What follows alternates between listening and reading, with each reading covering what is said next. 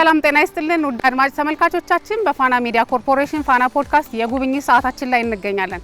በዛሬ የጉብኝት ሰዓታችን ልናሳያችሁ የወደድነው ደግሞ አንድ የምርምር የሳይንስና የፈጠራ ማዕከል ነው። ይህ ማዕከል የኢትዮጵያ ሳይንስ አካዳሚ ይባላል። እንግዲህ በአካዳሚው ምን የምርምር የፈጠራና የሳይንስ ስራዎች ይሰራሉ የሚለውን ገባ ብለን የምናስቃኛችሁ ይሆናል። አብራችሁን ቆዩ። እንደምን አለሽ? እንዴት ነህ? ሰላም ነው። ሰላም ነው አለን ይመስገን። እንዴት ነህ? አለን ይመስገን። እንኳን ደህና መጣሽ። ሰላም እንኳን ደህና ቆየህ። ይታገሱ ጌትነት እባላለሁ። የዚሁ የኢትዮጵያ ሳይንስ አካዳሚ የብላቴን ጌታ ኅሩይ ወልደስላሴ ስነ ጥበባት ማዕከል ዳይሬክተር ነኝ። አሁን ያለሽበት ቤት እድሜው ከ100 ዓመት የተቃረበ ነው ያለው። ከ1913 እስከ 1927 ድረስ የተሰራ ነው። የክቡር ብላቴን ጌታ ኅሩይ ወልደስላሴ መኖሪያ ቤት የነበረ ነው። ግቢው በጣም ውብ ነው። እንደምትመለከቱው ሀገር በቀል የሆኑ አጸዶች በጣም በብዛት ይገኛሉ። ቤቱ በጣም ታሪካዊ ነው። በታሪክም ደግሞ የተመዘገበ ያምራል። የድሮ ቤት እንደሆነም ያስታውቃል። ጠጋ ብለን ነው በደንብ እንመለከተው። በጣም ጥሩ። እሺ፣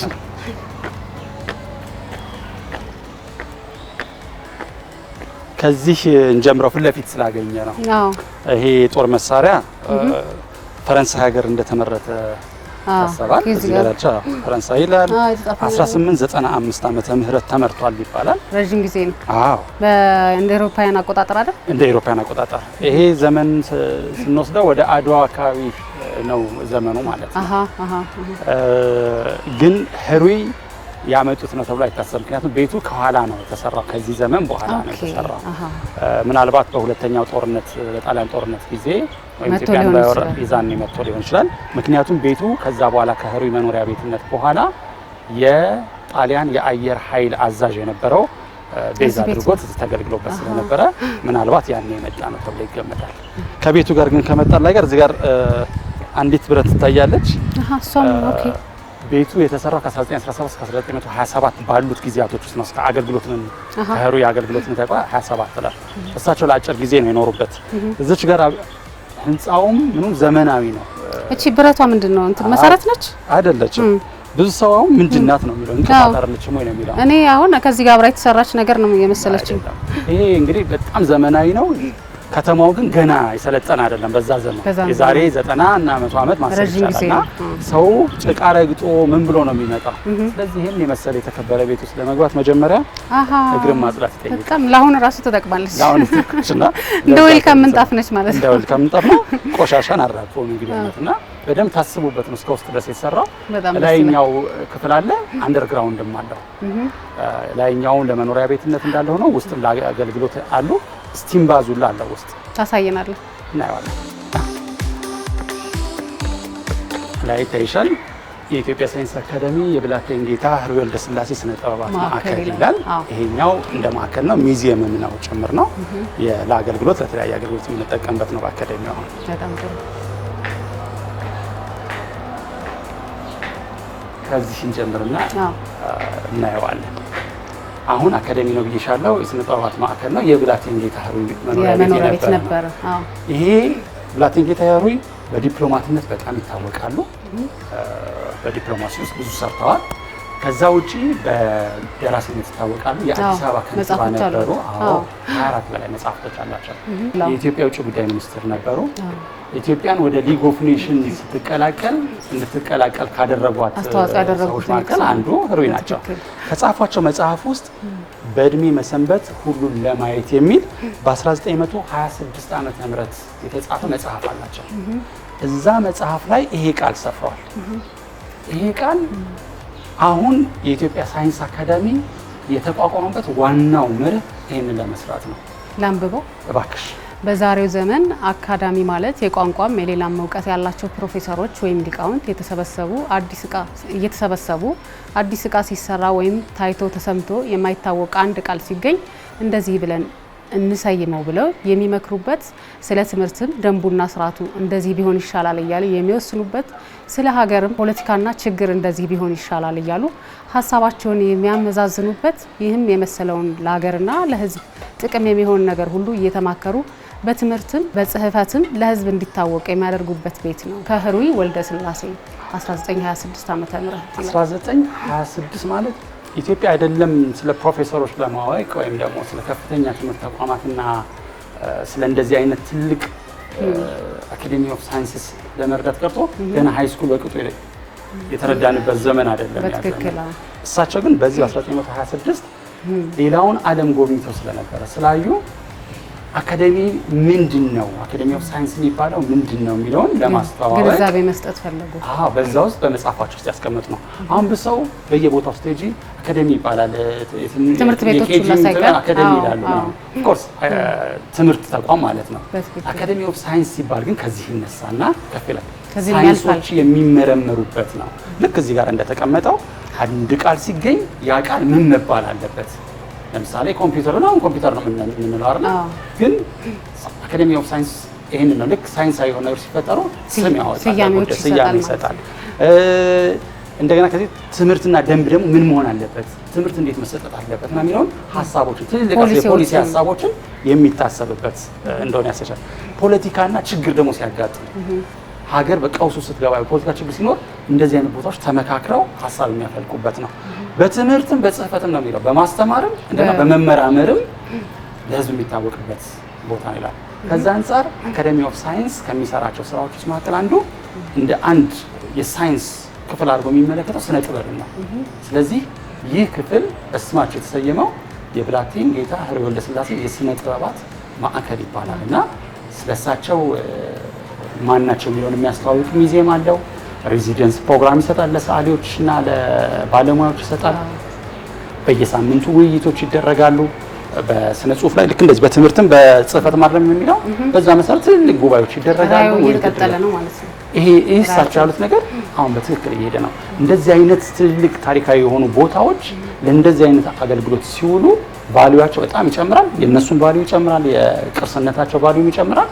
ሁለተኛ ደግሞ መንፈሳቸው ወደሚቀጥለው ትውልድ ውስጥ ደግሞ እንዲጋባ ያደርጋል። የመሄድ ነገሩ ይጨምራል። ድሮ ማን ነበርን ዘንድሮ ምንድነው የሚለው ለማየት እድል ይሰጣል ያስባለሁ። ውስጥ ተመልከቱ። እሺ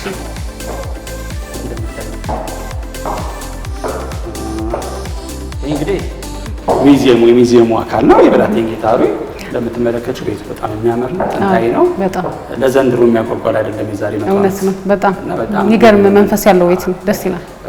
አካዴሚው ቅርሱን ተንከባክቦ ነው የያዘው። ጠባቂ ነው ለዚህ ቅርስ። አካዴሚው ይጠቀምበታል። በእርግጥ እንግዲህ በ10 ዓመት ውስጥ በየ10 ዓመቱ እድሳት ያደርግለታል። በቅርስ በሚታደስበት ደረጃ ልክ ድጋሚ ቅርስነቱን በጠበቀ መልኩ ምንም ነገር ለውጥ ሳይደረጉ ደርጋል። አሁን እናንተ የመጀመሪያው ሚዲያው ሳትሆን አትቀሩ። ሁለተኛው የመጀመሪያው እንደ ቅርሱ ታደሰ። አሁን እንግዲህ ወርና 2 ወር መሆን ነው። እሱን ልጠይቅህ ነበር። መቼ ነው የታደሰው ልልክ ነበር። አሁን ክረምቱን ታድሶ ጨርሶ ገና አሁን እያደራጀን ያለንበት ሰዓት ነው። እድለኛ ነን ማለት ነው። እድለኞች ናቸው። እዚህ ጋር ያሉት እንግዲህ የተወሰኑ ነገሮች አያይዤ ለመንገር ያክል ኅሩይ የውጭ ጉዳይ ሚኒስትሩም ነበሩ ብያለሁኝ። አምባሳደር ነው በአምባሳደርነትም ሰርተዋል።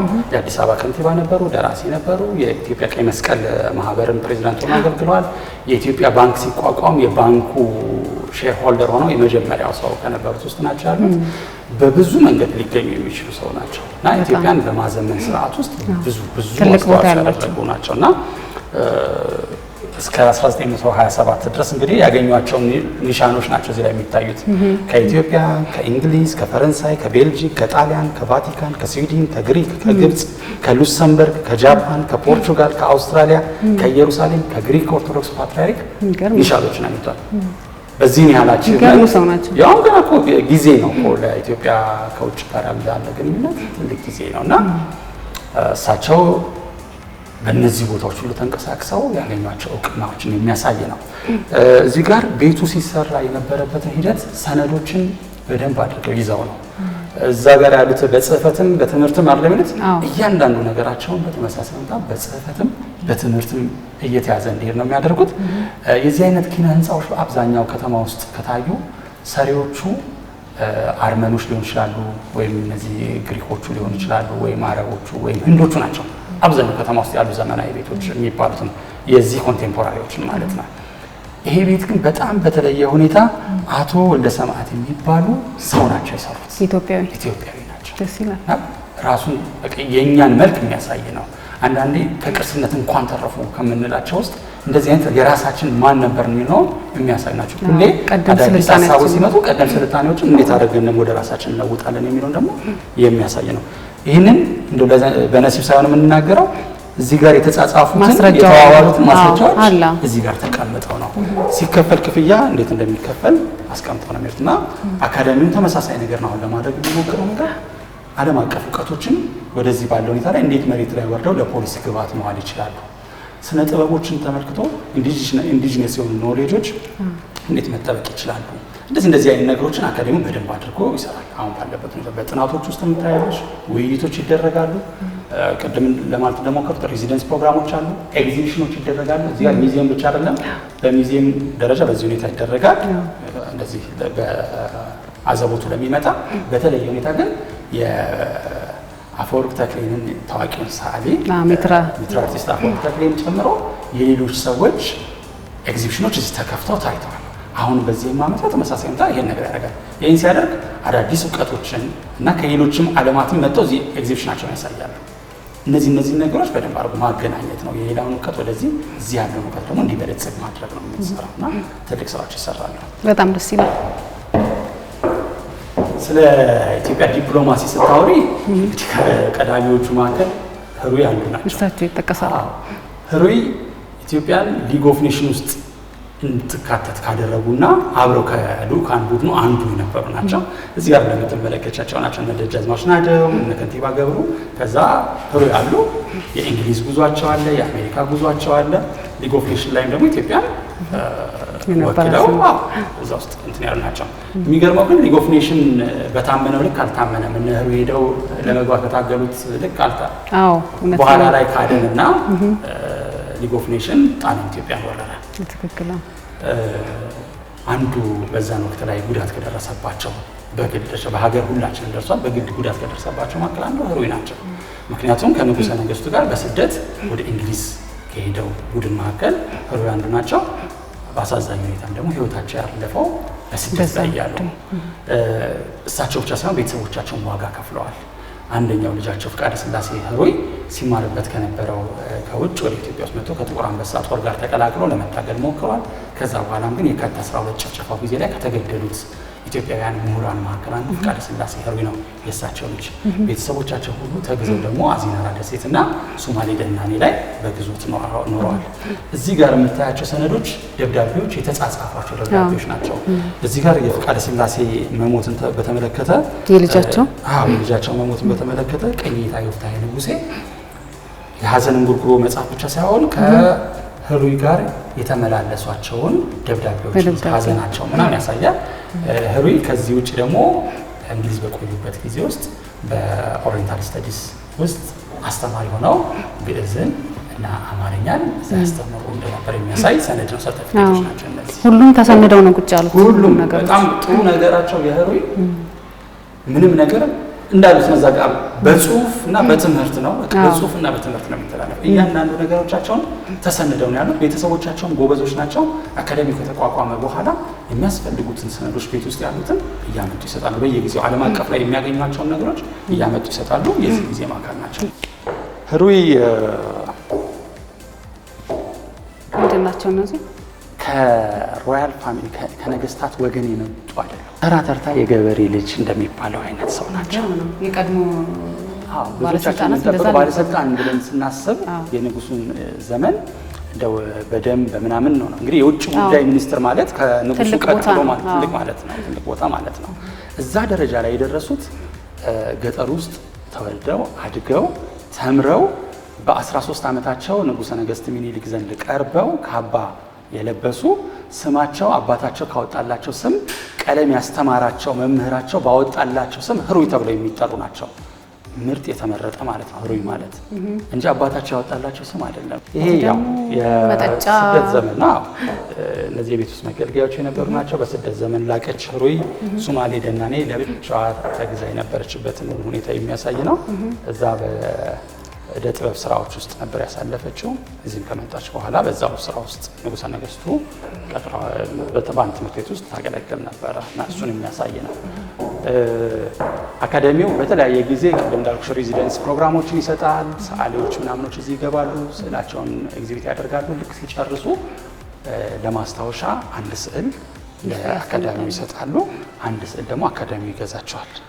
ከዛ እዚህ ይቀመጣል፣ በኮሌክሽን ይቀመጣሉ። ይሄ የምትመለከቸው ገጣሚና ሰዓሊ ቸርነት ወልደ ገብርኤል እሱ ሬዚደንስ ካገኙት ወንድሞቻችን መካከል አንዱ ነው።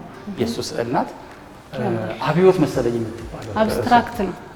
ባቡር አይታይሽም? የአብዮት ባቡር በፍጥነት ሲወረወር ያንን የሚያሳይ የእሱ ስዕል ነው። ደስ ይላል። በጣም ደስ ይላል። እነዚህ እንግዲህ ያው የህሩይ አዘማኝነትን ነገር ነው የሚያሳዩት። ቤት ውስጥ ያለን ነገር ሹካዎች፣ ማንኪያዎች አሁን ይታያሉ። መገልገያዎች ናቸው። ህሩይ አዘማኝ ብለን ስንላቸው ለምሳሌ እንደነ ከበደ ሚካኤልን ጃፓናይዘር ምናምን ተብሎ ይጠራሉ አይደል? ቀደም ያሉት ከነ ከበደ ሚካኤል ቀደም ካሉት የኢትዮጵያውያን ሊቃውንት መካከል እንደ ህሩይ አይነቶቹ አዘማኞች ናቸው። ማዘመን ብቻ ግን አይደለም። ኢትዮጵያ የራሷን ባህል ሳትለቅ የራሷን አይደንቲቲ ሳትለቅ ከሌላው ዓለም የሚመጣውን አዲስ እውቀት የራሷ ማድረግ ትችላለች ብለው የሚያምኑ ናቸው። ህሩይ በመጽሐፍቶቻቸው ውስጥም በአኗኗራቸው ውስጥም ይሄንን ነው የምታየው በአብዛኛው። እና ወደዚህ ለማምጣት ይሞክራሉ። ዘመናዊነትን ከውጭ ሀገራት ወደዚህ ያዩትን ወደ ሀገራቸው ያመጡና እዚህ ደግሞ እንዲተገበር ያደርጋሉ። በሰርግ ላይ ያላቸው አመለካከት፣ በተስካር ላይ፣ በሌሎች ነገሮች ላይ ያላቸው አመለካከት ወጣ ያለ ነው። ዛሬ እንግዲህ 100 ዓመት 90 ዓመት ብሎ ማሰብ ነው ከነበረው ፈንጠር ያሉ ናቸው። ቤታቸው ውስጥ ነው የሚገለገሉባቸው እንትኖችም እንደዛው ናቸው። በጣም ደስ ይላል። ይሄና ቅድም አንስቼልሽ ነበር የኢትዮጵያ ባንክ ሲቋቋም የመጀመሪያው ሼር ሆልደር ሆነው ሰርቲፊኬታቸው ገርም ነው። የኢትዮጵያ ወደ ባንክ ስርዓት ውስጥ ስትገባ ሀገርን በማዘመን ሂደት ውስጥ እንደው በቃል ብቻ ባናኖር ብቻ ሳይሆን በሲስተምም ደረጃ የምናየው ነው። ዘመናዊነትን ለማምጣት በጣም የታገሉ ይታገላሉ። ይሄን በተመሳሳይ ሁኔታ ስልክ እዚቹ ጋር እንዳለ ነበር ስልክ እንትን ነው። አሁን ቴሌኮሙኒኬሽን ይገለገልበታል። እቺን ፎቶ ካያቻቸው ይሄ ቤት መገልገያዎች የነበሩ ናቸው፣ የሚታዩ ናቸው። ሎካል የኢትዮጵያውያን ሰዓሊዎችን እንደምንዚህ ሬዚደንስ እንደምንሰጥ ሁሉ ከሌሎች ዓለማት የሚመጡ ሰዓሊያንም ደግሞ በተመሳሳይ ሁኔታ እዚህ የስራ ቦታ ተሰጥቷቸው ቁጭ ተብሎ መጥተው ስዕሎችን ሰርተው በስጦታነት ሰጥተው ከሄዱት መካከል ነው። አንድ ሁለት እናገኛለን እዚህ ውስጥ። ደጅ ላይ ደግሞ በተመሳሳይ ሁኔታ ሌሎች ስራዎች ወይም የስነ ጥበብ ስራዎች አሉ። እነሱን የሚያሳይ ነው። እዛች ጋር ለመመልከት ተጨማሪ ነገር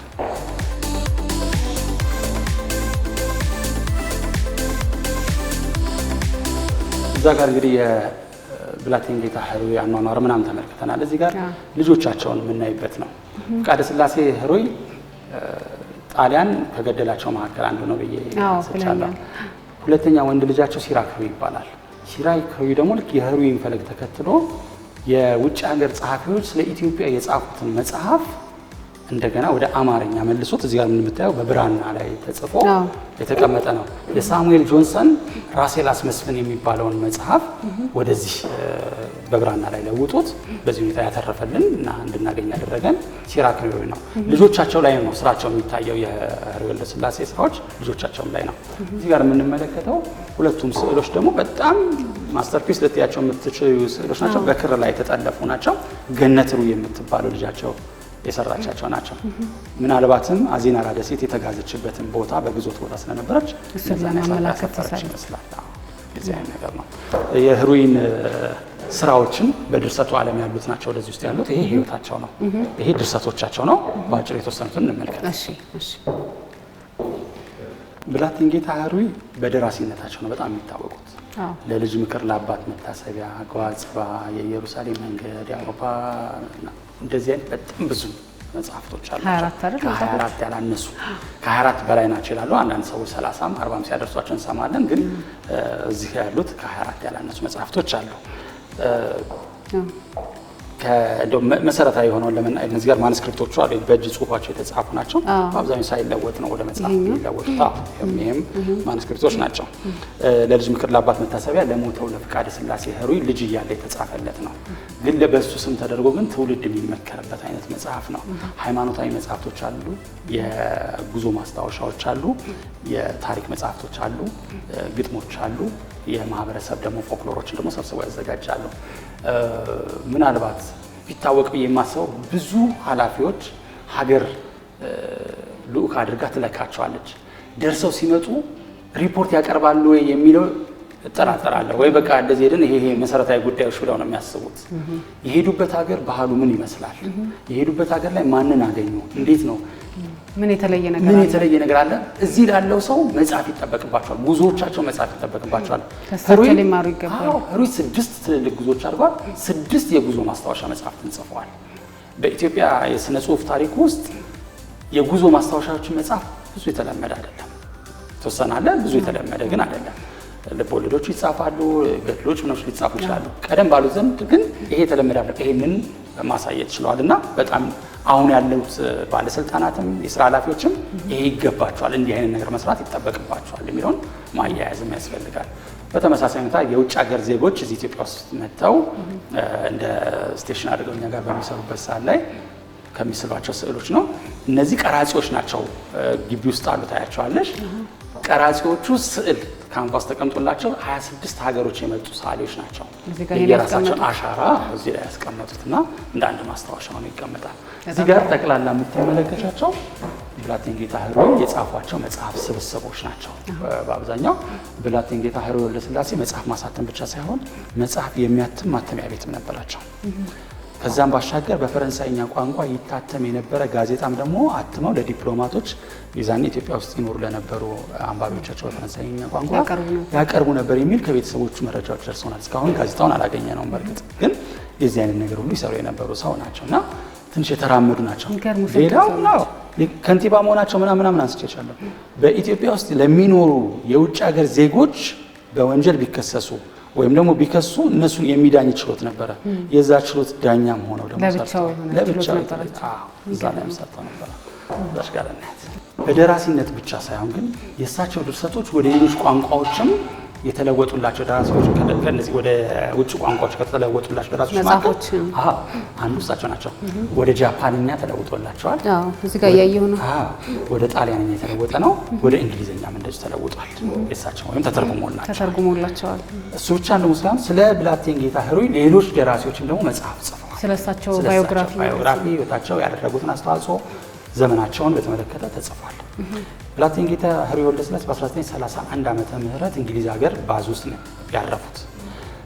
ንጉሠ ነገሥቱ ወደ ኢትዮጵያ ከመጡ በኋላ ሀገር ነፃ ከወጣች በኋላ ግን አጽማቸውን አፍልሰው ቅድስት ሥላሴ ካቴድራል ውስጥ ከመቅደሱ በታች ለአርበኞች በተዘጋጀ የቀብር ስፍራ ላይ እንዲያርፍ አድርገው ነበረ።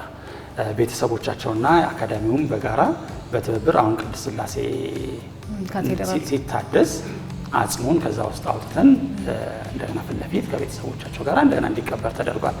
የዛኔ ከእንግሊዝ ሀገር ሲመጡ አስክሬን ሳጥኑ ላይ የነበረው ፕሌት የሆነ በተመሳሳይ በምን ያህል ክብር ተዘጋጅቶ እንደመጣ የሚያሳይ ነው።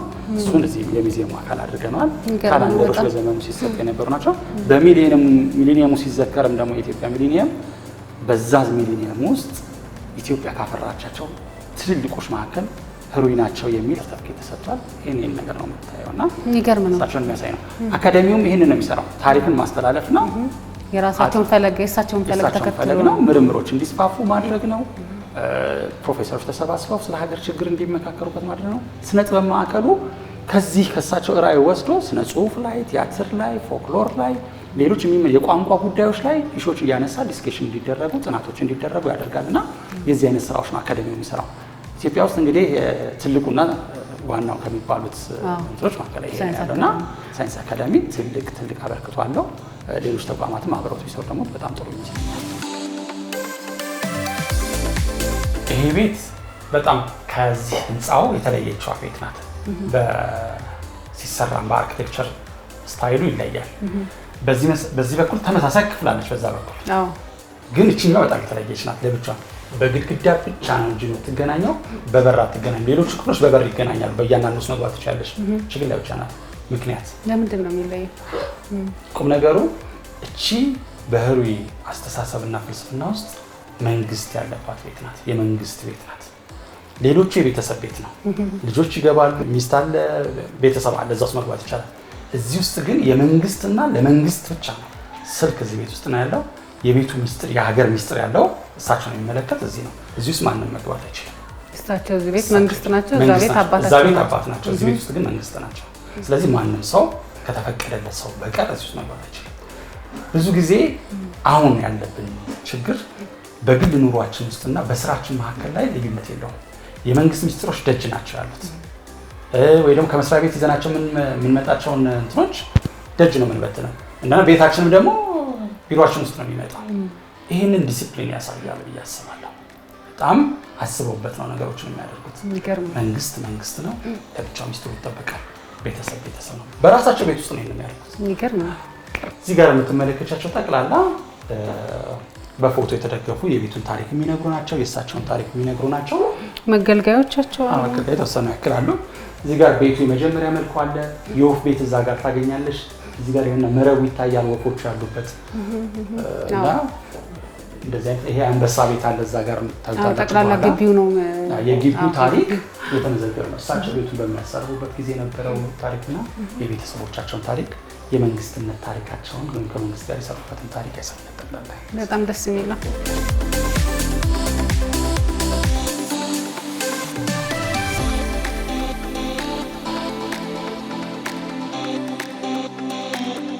ውድ አድማጭ ተመልካቾቻችን አሁን እንዳያችሁት የኪነ ጥበብ ማዕከሉን አስጎበኘናችሁ። አሁን ደግሞ የሳይንስ ማዕከሉ ምን ይመስላል የሚለውን ገባ ብለን የምናስቃኛችሁ ይሆናል። አብራችሁን ቆዩ። ሰላም ነው። ሰላም አለን ይመስገን። ይሄን ደግሞ እርስዎ ነዎት መሰለኝ የሚያስጎበኙና እስኪ ስሞትን ያስተዋውቁና ወደ ጉብኝቱ እንሂድ። እሺ፣ መስፍን እንግዳ ወርቅ እባላለሁ።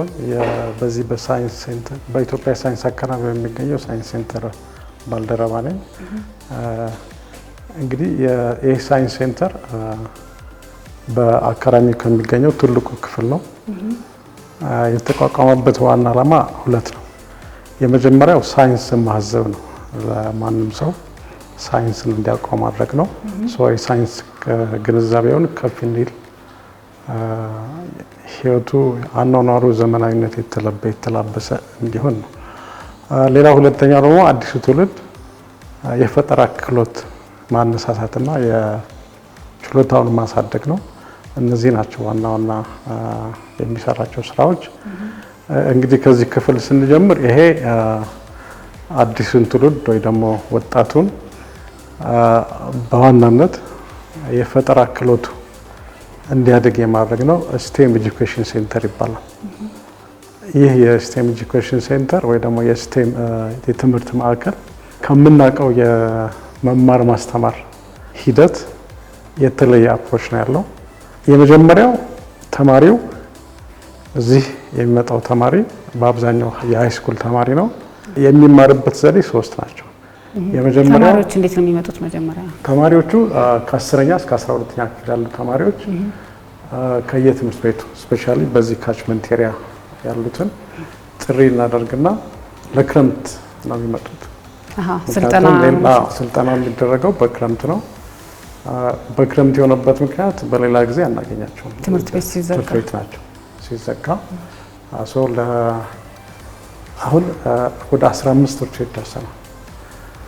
እንግዲህ እንደምታዩት የቦታ ጥበት ስላለ እና የሚመጣውን ተማሪም በቦታው ልክ ለመወሰን ክራይቴሪያ አውጥተናል። እያንዳንዱ ትምህርት ቤት በትምህርታቸው ብልጫ ያሳዩ ተማሪዎችን እንዲልኩ እና በአብዛኛው ከ1 እስከ 3 የወጡ ናቸው ደረጃ የትምህርት የወጡትን ከክፍል መርጠው እንዲልኩ ነው። ከዛ ውጪ ከዚህ በፊት በፈጠራ ስራ ላይ ተሳትፈው ጥሩ ውጤት ያመጡ ተማሪዎች ሰርቲፊኬት እና ሌላ መረጃ ካመጡ አይተን እናስገባቸዋለን። የሚሰጠው ትምህርት ሁለት አይነት ነው። ኤሌክትሮኒክስ ሃርድዌር ነው። እዛ ደግሞ ሶፍትዌር ኮምፒውተር ሳይንስ በዋናነት ፕሮግራሚንግ ኦር ኮዲንግ ነው የሚማሩት። ይሄ ስልጠና ቀደም ብዬ እንደተናገርኩት ሶስት አይነት ባህሪ ያለው። የመጀመሪያው ኢንተርዲሲፕሊነሪ ነው። አንድ መምህር ገብቶ ኬሚስትሪ ወይ ፊዚክስ ብቻ አያስተምርም። የሚያስተምረው የተለያዩ ትምህርቶች ሶዛት ተማሪው የፈጠራ ክህሎቱ ወይ ችሎታው እንዲነሳሳ ትልቅ እገዛ ያደርጋል። ከዛ ውጪ እዚህ የሚያስተምረው መምህር ትንሽ በንድፈ ሀሳብ የተደገፈና በአብዛኛው ደግሞ ፕራክቲካል የተማሩትን ኤግዛክትሊ ፕራክቲካሊ ይዘያል። መጨረሻ ላይ ተማሪው የሚመዘነው የጽሁፍ ፈተና ተፈትኖ ሳይሆን በተግባር በሁለት ወር ጊዜ የሰለጠነው በተግባር አሳይቶ ፕራክቲካሊ የቱን ያህል ገብቶታል የሚለው እዚሁ መዝናችሁ ማሳየት አለበት። ስለዚህ ምንድነው የሚደረገው? 2 ወር ኮንቲኒየስሊ በተከታታይ ካሰለጠናቸው በኋላ ስለሚሰሩት የፈጠራ ስራ የሚያስረዳ ፕሮፖዛል እንዲያመጡ እናደርጋለን። በዛ መሰረት ይሄን እሰራለሁ የዛ አይነት ፈጠራ አበረክታለሁ ብለው ባሉት መሰረት ፕሮፖዛላቸውን አይተን የሚሰሩበት ግብአት ኦር ኤሌክትሮኒክ እቃዎች እንገዛና ከአንድ ወር እስከ 1 ወር ተኩል ባለው ጊዜ ውስጥ የፈጠራ ስራቸውን እንዲያዳብሩ እናደርጋለን። በዛ መሰረት ተገምግመው የመዝጊያ ስነ ስርዓት ላይ ብልጫ ያሳዩ ተማሪዎች በፈጠራቸው ሽልማት ይሸለማሉ። ከዛ ውጭ ሁሉም ሰው በሰርቲፊኬት እውቅና ይሰጣል። አሁን ለ6ኛ ጊዜ ባለፈው ክረምት አሰልጥናል። እንግዲህ 6 ፕሮግራሞች አልፈዋል። እንደምታዩት ተማሪዎች የተለያየ አይነት የፈጠራ ስራ ሰርተው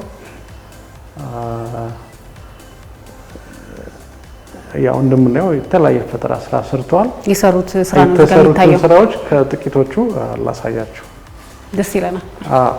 ለምሳሌ ይሄ የዛሬ 5 ዓመት አካባቢ ወር 5 ዓመት አካባቢ 2011 ላይ ነው የተሰራው። እቺ ተማሪ የ11 ክፍል ተማሪ ነበረች በወቅቱ። ወደ 12 ክፍል የምታልፍ ማለት ነው። ስትመጣ ምንም የምታውቀው ነገር አልነበረም። እዚህ በወሰደች ስልጠና በወሰደች 2 ወር ከሰለጠነች በኋላ ግን ተቀይራለች። ኦራይት ሶ የፈጠራ ስራ እሰራለሁ ብላ የመጣችበት ዋናው ምክንያት ምንድነው? በሷ እንትን እኛ ሀገር ያሉ የህንፃ አልሚዎች ደግሞ ህንፃ የሚገነቡ ሰዎች ከ4 ፎቅ በላይ ብቻ ሲገነቡ ነው ሊፍት እንዲገጥሙ እንዲገደዱት።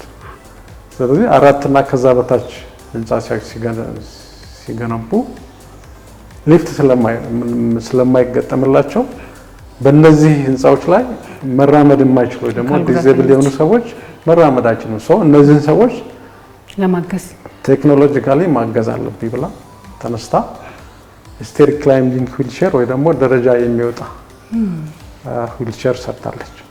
እና እቺ ተማሪ ሞዴል ተማሪ አድርገን የምንወስደው ምንድነው? አንደኛ ወደ ስቴም እንዲመጣ እንፈልጋለን። ሳይንስ፣ ቴክኖሎጂ፣ ኢንጂነሪንግ፣ ማትስ። ምክንያቱም ይሄኛው ዘመን የትኛውም ሀገር የሚያድገው ተተኪው ትውልድ የፈጠራ ባለቤት ሲሆን ኢኖቬተር ሲሆን እቺ ልጅ ከዚህ ከወጣች በኋላ ጆይን ያደረገችው የኮምፒውተር ኢንጂነሪንግ ለመማር አስቱ ጆይን ያደረገችው አዲስ አበባ ሳይንስ ኤንድ ቴክኖሎጂ ዩኒቨርሲቲ። ዘን ከዛ በኋላ ግራጁዌት ካደረገች በኋላ አልተቀጠረችም፣ ኢንተርፕረነር ነው የሆነችው። የራሷን ስራ ፈጥራ ድርጅት ከፍታ ስልጠና እየሰለጠነች ነው። የተለያየ የፈጠራ ስራዎችን እየሰራች ነው ያለችው። እንደ ሞዴል አድርገን እንወስዳታለን። የተለያየ ሽልማቶች ወስዳለች። እዚህ አንደኛ ወጣ ነበር። ዜን በየአመቱ የሚዘጋጀው የትምህርት ሚኒስቴርና ሌላ ስቴክሆልደርስ በሚያዘጋጁት የናሽናል በአገር አቀፍ ደረጃ የሚዘጋጅ ናሽናል ሳይንስ ፌር ላይ አንደኛ ወጣለች። በተለያየ የአፍሪካ ሀገር ትራቭል አድርጋለች የፈጠራ ስራዋን ለመስራት። አንዷ ውጤታችሁ ናት ማለት ነው። ከዛ ውጭ ደግሞ ኢንተርፕረነር ስትሆን ደግሞ የራሷን ስራ ስትፈጥር ባንኮች ብድር ፈቅደውላት የራሷን ድርጅት ከፍታ እየተንቀሳቀሰች ነው። ፕላስ ሁለተኛ ዲግሪዋም እዛ ኢንጂነሪንግ አካባቢ እየተማረች በጣም ደስ የሚል ነው። ሞዴል ናት። ሌላው እዚህ ጋር የምታዩት እነዚህ ተማሪዎች ደግሞ የዛሬ አመት ይመስለኛል ስቲል የ12 ክፍል ተማሪዎች ናቸው። በጋራ ነው የሰሩት?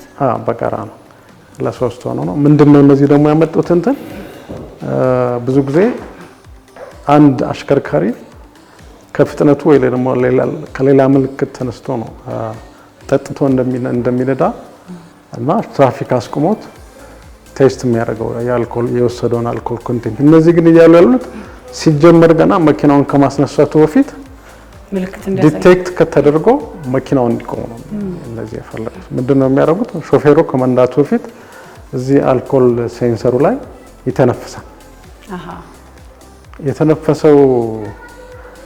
የተነፈሰው ትንፋሽ ላይ ያለው የአልኮል መጠን ቴስት ይደረግና ከተፈቀደው በላይ የአልኮል ከወሰደ ኢንጂኑ ሎክ ያደርጋል። ማስነሳታቸው ከተፈቀደው በታች ብቻ ከተወሰደ ይነሳል። ከጠረጠረ ማለት አልነሳ ሲለው ሌላ ሜካኒካል ችግር ይሆናል ብሎ እንዳይጠረጥር እዚህ ዲስፕሌይ ላይ ከተፈቀደው በላይ አልኮል ከወሰድክ ነው መኪናው የማይነሳው ብለው።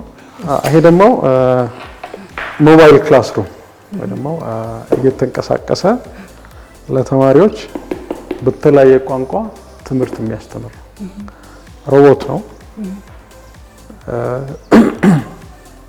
AI ቤዝድ ሮቦት ሰው ቋንቋ ይመረጥለታል። እንግሊዝኛ፣ አማርኛ፣ ኦሮምኛ አይንሶ ትምህርት ደግሞ ይመረጣል። ከኮምፒውተር ጋር ኮኔክት ይሆንና እዚህ ውስጥ ብዙ ሲስተም አለ። የፈለጉትን ቋንቋ እዚህ ጋር ይመርጣሉ። በዚህ ቋንቋ ይመረጣል። ከዛ በኋላ ትምህርት ይመረጣል። ሰው በዛ መሰረት ያስተምራል። ሪከርድ የሆነ ነገር አለ እዚህ ውስጥ ሰው በቋንቋው በትምህርቱ መሰረት እየዞረ በየክላስሩሙ ትምህርት የሚያስተምር ሮቦት ነው። እሱን ተሰጥቷል። ይሄንስ ማን ነው የሰራው? አሁን እነዚህ ወደ ዩኒቨርሲቲ ሄደዋል። በወቅቱ 12 ያክሎች ነበሩ። ለሁለት ሆነው ነው የሰሩት። ሁለት ተማሪዎች ናቸው። አሁን ወደ ተግባር ላይ እነዚህ አሁን ሂደት ላይ ያሉ ናቸው ያሳዩኝ የፈጠራ ስራዎችና አሁን ወደ ተግባር የተለወጠና ማህበረሰቡን እያገለገለ ያለ የፈጠራ ስራ የተሰራ አለ እዚህ ተቋም? እንደነገርኩሽ ይሄ ነው እንግዲህ ገና እየሰራች ያለችው። አሁን የት ስቴጅ ላይ እንዳለች አላውቅም፣ ግን በአንድ ወቅት ላይ ከኮሪያ አንድ የታወቀ ግሩፕ ላይ ሌላ ደግሞ ከቻይና ካምፓኒ ጋር እየሰራች አስታውሳለሁ። ገና ፕሮሰስ ላይ የት ደረጃ ላይ እንዳለች አሁን አላውቅም። ከዛ ውጪ ይሄኛው እየሞከረ ያለ አለ። ይሄኛው ምንድን ነው? ይሄም ፕሮሰስ ላይ ያለ ነው። ኢሜጅ እያየ ኢንቴግሬትድ ሆም ሴኩሪቲ ሲስተም ፎቶ እያየ የሚከፍት ማለት ነው። ምንድነው የሚያደርገው ይሄ ሲስተም? የአንድ ቤተሰብ አባላት ፎቶአቸው እየተነሳ እዚህ ሲስተም ውስጥ ይቀመጣል። ሜሞሪ ዩኒት አለው። ሴም አንድ የቤተሰብ አባል መጥተው የሚቆምበት ጊዜ ይሄ ካሜራው አይቶ አናላይዝ አድርጎ ለዚህ ይሰጠዋል። ያ የቤተሰብ አባል በሩ ፊት ለፊት ያለው የቤተሰብ አባል ከሆነ በሩ ይከፈታል። ኤሌክትሪክ ዶር ነው፣ ከዚህ ጋር የተያያዘ ነው። ከዛ ከአንድ ሰው በላይ ሰው ከሆነበት ሰው መለየት ስለሚያስቸግረው ፓስወርድ ስጠኝ ወይ ደግሞ የይለፍ ቁጥር ስጠኝ ይለዋል። በዛ መሰረት ይገባል። ሌላው ትንሽ ብዙዎቹን ያስገረመ የነበረው በዘራፊዎች ወይ ደግሞ እንደዚህ አደጋ በሚያደርሱ ሰዎች ተገዶ እንዲከፍት ቢደረግ ያ የቤተሰብ አባል ሁለተኛ ፓስወርድ ያስገባና ኢንተር ሲለው ሜሴጅ ለፖሊስ ስቴሽን ለቅርብ ላለ ፖሊስ ስቴሽን እዚህ አካባቢ ያደርጋል ማለት ነው። ሜሴጅ ይልካል። እዚህ አካባቢ እየተዘረፈ ስለሆነ ድረሱ ነው። ይሄ ጎበዝ ተማሪ ነው። አሁን 2ኛ ዓመት ዩኒቨርሲቲ ተማሪ ነው። ይሞክራል። ይህንን ፕራክቲካል ለማድረግ አይ ቲንክ ከኢንሳ ጋር እየተነጋገርኩ ነው ብሎኛል። ከዛ ውጭ በራሱ ሰዓት እየጠበቀ ለትምህርት ቤት ደውል የሚደውል የፈጠራ ስራ ሰርቷል። ያው ከዚህ ነው የተነሳው እንግዲህ ብዙዎቹ የፈጠራ ክህሎታቸው ይነሳሳል። እንዲህ አይነት ነገር አለ። ያው እኛ ሀገር ያለው ትልቅ ክፍተት ምንድነው? እንደዚህ አይነት ፕሮቶታይፕ ወደው ደግሞ በትንሹ አሳንሶ መስራት ገና ስኬል አፕ በሙከራ ደረጃ ናቸው እነዚህ።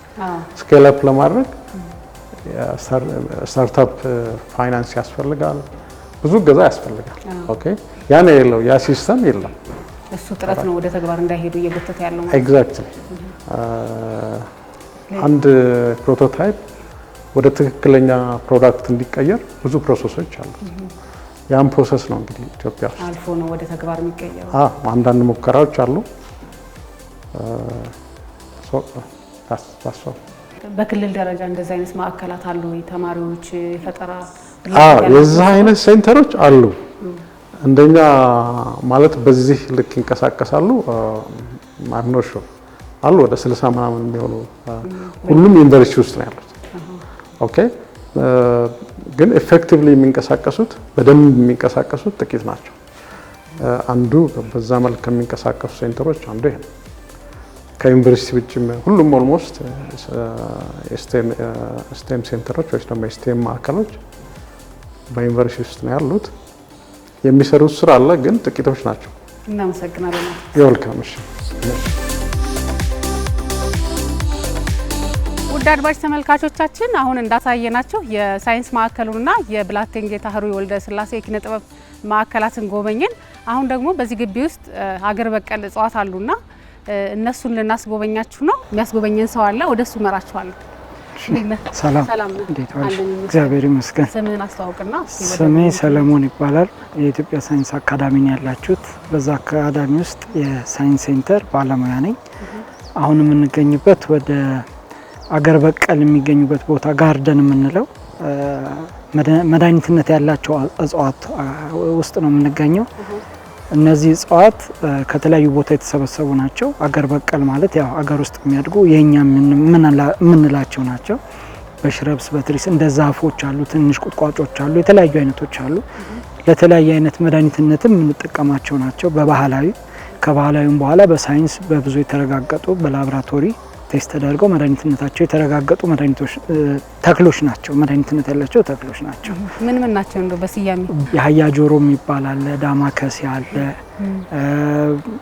የሚሸቱ ደግሞ ለምሳሌ አሪቲ፣ ጠጅ ሳር፣ ብዙ አይነት እንትኖች አሉ፣ ተክሎች አሉ። እነዚህን ተክሎች እኛ እዚህ ያሳድገን ሰው ሲመጣ እንዲጎበኛቸው እንዲያውቃቸው እናደርጋለን። ለግብዓትነት ይጠቀሙባቸዋል። እነዚህ ለመድኃኒትነት የሚሰሩ ማዕከላት በባህላዊ ብዙ የታወቁ ናቸው። አሁን ከባህላዊ ደግሞ ወደ ሳይንሱ ስናመጣው ተሞክሮ በቤተ ሙከራ ውስጥ ታይተው እውነት መድኃኒትነት አላቸው ተብለው የተረጋገጡ አሁንም እየተሰራባቸው ያሉ ተክሎች ናቸው። መድኃኒትነት እንዳላቸው ተረጋግጠው የሚሰሩባቸው ተክሎች ናቸው። ረጅም ጊዜ ሆናቸው እዚህ ከተተከሉ ማለት ብዙ ጊዜ ሆናቸዋል ከተተከሉ። ያው ከተወሰነ ጊዜ ያው ያድጋሉ። አንዳንዴም ትንሽ ጠውለግ ሲሉብን እያስተካከልን እየቀጠልን እየሄድን ነው፣ እየጨመርንም እየሄድን ነው እያሰባሰብን። ወደ ከመቶ በላይ የሚጠጉ ተክሎች ናቸው ያሉት እዚህ ውስጥ ያሉት በብዛት። እናመሰግናለን። ቴንክ ዩ።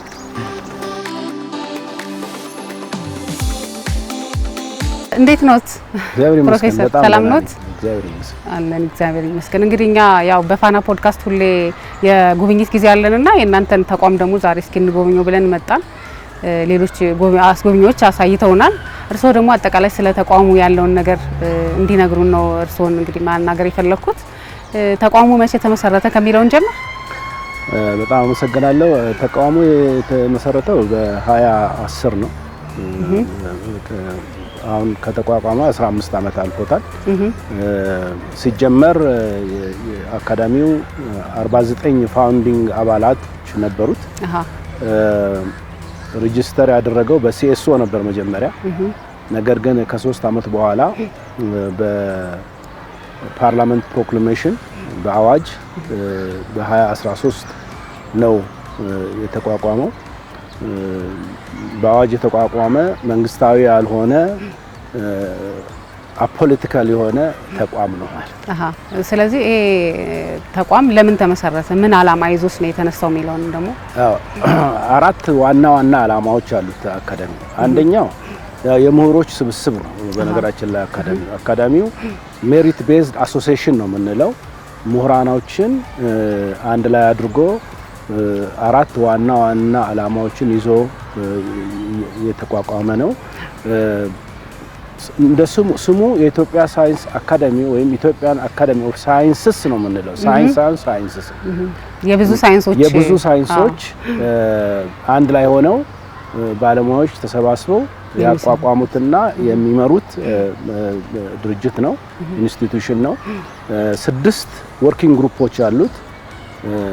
አግሪካልቸር እርሻ፣ ሄልዝ ጤና፣ ናቹራል ሳይንስ፣ ኢንጂነሪንግ እና ቴክኖሎጂ፣ ሶሻል ሳይንስ እና ሂዩማኒቲስ፣ አርት ኤንድ ከልቸር። ስለዚህ የአካዳሚው አባሎቻችን በእነኚህ 6 ኤሪያዎች ላይ አባል የሚሆኑ ናቸው። ዋና ዓላማው የተመሰረተበት መረጃና ማስረጃ ላይ መሰረት ያደረጉ ጥናቶችን አድርጎ ለመንግስት ሊሆን ይችላል፣ ለባለድርሻ አካላት ሊሆን ይችላል፣ የፖሊሲ ሀሳብ መስጠት ነው የመጀመሪያው። ነፃ የሆነ የፖሊሲ ሀሳብ ማለት ነው። ሁለተኛው ምሁሮች አንድ ላይ ሲሰበሰቡና እንደ አገር ለሀገራችን ጠቃሚ ይሆናል የሚሉ ሀሳቦችን አመንጭተው ውይይት አድርገው መክረው ዘክረው እንደ አገር ይሄ ጠቃሚ ሀሳብ ነው ብለው አሁንም ለፖሊሲ ግብዓት ለመንግስትም ሊሆን ይችላል ለሌሎች ባለድርሻ አካላት የሚሰጡት ነው። ሶስተኛው ዋና ዓላማ ሳይንስን፣ ቴክኖሎጂን እና ኢኖቬሽንን ፖፑላራይዝ ማድረግ ነው። ሳይንስ ቅድም እንዳልኩት ዲፊኒሽናችን ናቹራል ሳይንስ ብቻ አይደለም፣ ሁሉም ከአግሪካልቸር ጀምሮ እስከ አርት ኤንድ ከልቸር ድረስ ያሉትን ሳይንሶች ፖፑላራይዝ ማድረግ ነው። ይሄንን በተለያየ መንገድ ነው የምናደርጋቸው።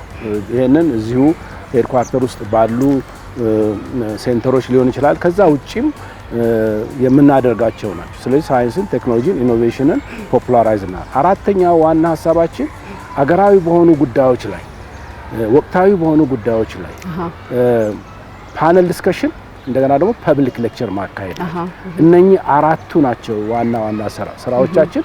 እነኚህን አራቱን ዋና ስራዎቻችንን ወደ ተግባር ለመተርጎም ግን የሰራናቸው የምንሰራቸው ስራዎች እጅግ ብዙ አሉ ማለት ነው። እንግዲህ ከተመሰረተ አሁን ከነገሩኝ አመት ሲደመር ወደ 15 አመት 14 አመት አካባቢ ይሆናል ብዬ አስባለሁና ከተመሰረተ ጀምሮ ከውጤት አንፃር እንደው የተመሰረተበትን አላማ እንትና ውጤት አምጥቷል ማለት ይቻላል። አካዳሚው ከሌሎች አካዳሚዎች አንፃር ስናይ ያንግ አካዳሚ የሚባል ነው። ሌሎች አካዳሚዎች 400 አመት 300 አመት የቆዩ አካዳሚዎች አሉ። በቆይታችን የሰራናቸው ስራዎች እና ኮንትሪቢዩት ያደረግናቸው እጅግ ብዙ ስራዎች አሉ። እነኚህ በቂ ናቸው ማለት ግን አይደለም፣ ብዙ ይጠበቅበታል። ግን ባለፉት 15 አመታት አካዳሚው የተለያዩ ስራዎችን ሰርቷል። አንዳንዶቹን ለመጥቀስ ለምሳሌ ያህል በአገራችን የባዮቴክኖሎጂ ኢንስቲትዩት አለ። የባዮቴክኖሎጂ ኢንስቲትዩት ሲቋቋም መቋቋሙ አስፈላጊ መሆኑን ሀሳቡን ያመነጨው የኢትዮጵያ ሳይንስ አካዳሚ ነው። እሱ ብቻ አይደለም። ከተቋቋመ በኋላ የ10 አመት ስትራቴጂክ ፕላኑ የተነደፈው በአካዳሚ ነው። ሌላው ለምሳሌ ያህል ዛሬ የምናየው ትልቁ ሳይንስ ሙዚየም ጥንስሱ ከአካዳሚው ነው። ሀሳቡ እዚህ የነበረ ያንን ግን መንግስት ባያርጎት እንደገና እንዲያሰፋ ሆኗል። ሌላው እንደ አንድ ዋና ሀሳብ የምናነሳው በአገራችን ብዙ ጆርናሎች ይታተማሉ፣ የምርምር መጽሔቶች ይታተማሉ። እዚሁ ከዘርፉ ጋር በተያያዘ በሳይንስ ለምሳሌ የሙያ ማህበራት፣ ዩኒቨርሲቲዎች፣ የምርምር ተቋማት ጆርናል ፐብሊሽ ያደርጋሉ። ጆርናል ፐብሊሽ ማድረግ ደግሞ በዩኒቨርሲቲ ሲስተም ውስጥ ለእድገት ያገለግላል። ለምሳሌ ከረዳት ፕሮፌሰር ወደ ተባባሪ፣ ከተባባሪ ወደ ፕሮፌሰር ለመሸጋገር ፐብሊኬሽን ያስፈልጋል። እነኚህ ፐብሊኬሽን ደግሞ አክሬዲትድ መሆን አለባቸው ወይም ኢምፓክት ፋክተር ያላቸው መሆን አለባቸው። እኛም ወደ አካዳሚው ፌሎስ እናስገባ ወይም አሶሲኤት ፌሎስ እናደርግ ፐብሊኬሽን ሪኳየር እናደርጋለን። ዛሬ ደግሞ ዩኒቨርሲቲዎች የድህረ ምረቃ ተማሪዎች የፒኤችዲ ሊሆኑ ይችላሉ፣ የማስተርስ ተማሪዎች ሊሆኑ ይችላሉ። ሲመረቁ ፐብሊኬሽን ሪኳየር ያደርጋል። ነገር ግን እነኚህ ፐብሊሽ የሚደረጉባቸው መጽሔቶች ሪፒተብል የሆኑ ኢቫሉዌት ተደርገው ኢምፓክት ፋክተር ያላቸው ሊሆኑ ይገባል። ወደ ስራ ሊገቡ የሚችሉ ለነኚህ ለመጠቀም እስከ 2017 ድረስ በሀገራችን 2 ወይ 3 ናቸው ኢምፓክት ፋክተር ያላቸው። ያኔ ወርክሾፕ አካሄደን ጥናት አካሄደን ወደ 80 ጆርናሎች ነበሩ። እነኚህ 80 ጆርናሎች ላይ ፐብሊሽ ያደረጉ ሳይንቲስቶች ለፕሮሞሽን ወይ ለድህረ ምረቃ ማሟያ ወይም እኛ ጋር እንዲገቡ እየተጠቀሙባቸው አልነበረም። ለምን? ሪፒተብል ሆነው ኢቫሉዌት ያልተደረጉ ስለነበሩ። ስለዚህ እንደ ሀገር የራሳችንን ጆርናሎች ኢቫሉዌት ማድረግ አለብን፣ እንደገና ደግሞ አክሬዲት ማድረግ አለብን የሚለውን ሀሳብ አምጥተን ያንን መንግስት ተቀብሎት መንግስት ስል ትምህርት ሚኒስቴር ተቀብሎት የኢቫሉዌሽን ስራና እንደገና የአክሬዲቴሽን ስራ በዚች ሀገር እንዲጀመር አድርገን በዚህ መሰረት የመጀመሪያውና ሁለተኛውን የኢቫሉዌሽን ስራ የሰራው አካዳሚ ነው። ጋይድላይኑን ዲቨሎፕ ያደረገው እንደገና ደግሞ ኢቫሉዌሽን ስራ የሰራው አካዳሚ ነው። ፋይናሊ አሁን እንደ ሲስተም ሆኖ በአገሪቱ ውስጥ ያሉ ጆርናሎች በየ3 አመቱ ኢቫሉዌት ይደረጋሉ። ይሄ አንዱ የኛ የአካዳሚው ስራ ነው። ሌሎችም እንዲህ መጥቀስ ይቻላል። ለምሳሌ የክብር ዶክተሬት ዲግሪ በዚች ሀገር ይሰጣል። ዩኒፎርም አይደለም የሚሰጥበት መንገድ። ስለዚህ ትልቅ ፐብሊክ ሌክቸር አካሂደን ዓለም አቀፋዊ ተሞክሮ ምን ይመስላል፣ አገራዊ ተሞክሮ ምን ይመስላል፣ ምንስ ሊሆን ይገባል የሚለውን ፐብሊክ ሌክቸር አዘጋጅተን በወቅቱ የትምህርት ሚኒስተርም ስለነበሩ ያኔ የነበረው ገለጣ ምክንያት ሆኖ እንዲቆምና ጋይድላይን እስኪወጣ የተደረገበት ነው። ይሄም አንዱ የኛ ኮንትሪቢዩሽናችን ናቸው። አድዋ ሙዚየም ውስጥ ለምሳሌ ያህል አውሮፕላን አለች ከውጪ ከጣሊያን የመጣች። ኢትዮጵያ አካዳሚ ኦፍ ሳይንስስ ፕሬስ አለ ያትማል መጽሐፎችን የራስ መንገሻ ስዩም የብርሃኑ ባይ መጽሐፍ የኢትዮጵያ አቪዬሽን አጀማመር የኢትዮጵያ ዳር ድንበር ያልተቋጨ በስራ የሚሉ መጽሐፎችንም ፐብሊሽ አድርገናል። ወደ 12 የሚሆኑ ፒር ሪቪውድ የሆኑ መጽሐፎች አሉ። በካፒቴን ዘላለም የተጻፈው የኢትዮጵያ አቪዬሽን አጀማመር የሚለው መጽሐፍ አንዲት የኢትዮጵያ አውሮፕላን ጣሊያን ሀገር አንድ ሙዚየም ውስጥ ተቀምጣለች የሚለውን አውጥቶ መረጃ የተገኘበት ነው። ይሄ ነው መጽሐፉ ነው። በዛ ምክንያት ነው ክትትል ተደርጎ ዛሬ አድዋ ሙዚየም በሚመረቅበት ጊዜ መንግስት ፈጣን እርምጃ ወስዶ ከጣሊያን ሀገር መጣ እዛ እንድትቀመጥ የተደረገው። በሀገራችን ኤግዚት ኤግዛም አሁን በየዩኒቨርሲቲው ይሰጣል። የመጀመሪያ ጥናቱ የተካሄደው እዚሁ አካዳሚ ነው። እንዲህ ያልኩ ብዙ መሄድ ይችላል። ስለዚህ ውጤት እያመጣ ነው ማለት ነው። ስለዚህ እነኚህ ጥቂቶቹ ናቸው በየሴንተሩ የምንሰራቸው ሳይንስን ማዘመን የምንሰራቸው ስራዎች። ለምሳሌ ቅርብ ጊዜ ብዙ ሩቅ ሳንሄድ በሀገራችን የአዲስ የሳይንስና ቴክኖሎጂ መዝገበ ቃላት እንግሊዘኛ፣ አማርኛ መዝገበ ቃላት መጽሐፍ አስመርቀናል። ይሄ ወደ 12000 ቃላት ያሉት እጅግ ከፍተኛ ቁጥር ያላቸው አባላት የተሳተፉበት ወደ 90 የሚያክሉ አባላት የተሳተፉበት ከእንግሊዘኛ ወደ አማርኛ የሳይንስ ቃላትን የተተረጎሙበት ነው። ስለዚህ ይሄም ራሱ አንዱ የአካዳሚያችን ውጤት ነው። ስለዚህ እንዲህ ያልኩኝ ብዙ መቀጠል እንችላለን። እናመሰግናለን ፕሮፌሰር። እናመሰግናለን። ውድ አድማጭ ተመልካቾቻችን ቅድም መግቢያ ላይ እንደጠቀስኩት በዚህ ተቋም ውስጥ የተለያዩ የጥናት የምርምርና የሳይንስ ስራዎች ይሰራሉ ማለት ነው። እኛ ግን ከሞላ ጎደል ጥቂቶቹን ነው ያሳየናችሁ። ጉብኝቱ በጣም ደስ የሚል ነበር በእኛ በኩል። እናንተም እንደተደሰታችሁበት እውቀት እንደቀሰማችሁበት ተስፋ አደርጋለሁ። ከጉብኝቱ ጋር አመለወርቅ ደምሰው ነበርኩኝ። ሰላም።